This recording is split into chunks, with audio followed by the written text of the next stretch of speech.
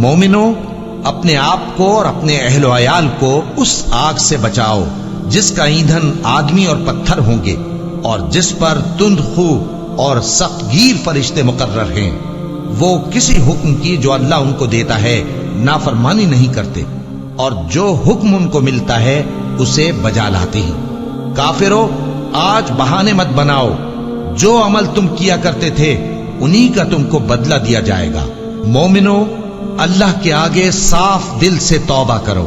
امید ہے کہ وہ تمہارے گناہ تم سے دور کر دے گا اور تم کو جنتوں میں جن کے نیچے نہریں بہ رہی ہیں داخل کرے گا۔ اس دن اللہ پیغمبر صلی اللہ علیہ وآلہ وسلم کو اور ان لوگوں کو جو ان کے ساتھ ایمان لائے ہیں رسوا نہیں کرے گا،